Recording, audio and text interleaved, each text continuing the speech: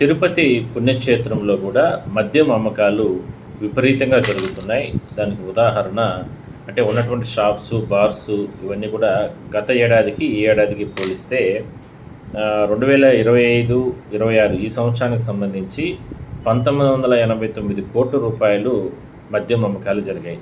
ఇక మద్యం బాక్సులు గాని లెక్కేస్తే 26.32 లక్షల మద్యం బాటాలు వివిధ బ్రాండ్స్‌కి సంబంధించి అమ్మకాలు జరిగాయి. ఇంకా బీర్లు, రకరకాల బీర్లు ఇవైతే 15.82 లక్షల బీర్లు అమ్ముడైనాయంట.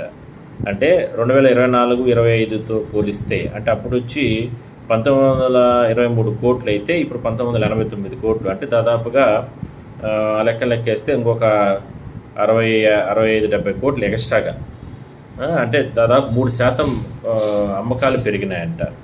బీర్లు అయితే ఏకంగా 70% అమ్మకాలు భారీగా పెరిగినాయంట. సో ఇప్పుడు సమ్మర్ కూడా వచ్చేస్తుంది. ఈ సంవత్సరం కూడా ఇంకా విపరీతంగా ఉంటాయి. అంటే పుణ్యక్షేత్రంలో కూడా ఇక్కడ కూడా రకరకాలుగా ఎంతోమంది వచ్చి రాకపోకలు సాగిస్తూ ఉంటారు. బట్ ఈసారి మాత్రం ఇంత భారీ స్థాయిలో ప్రభుత్వానికి ఒకవైపు ఆదాయం రావడం జరిగింది. పుణ్యక్షేత్రంలో కూడా మందుబాబులు తాగేవాళ్ళు మాత్రం ఎక్కడ కూడా తగ్గడం లేదనేది ప్రధానంగా దీనికి సంబంధించి గణాంకాలు చెప్తున్నాయి. చూద్దాం.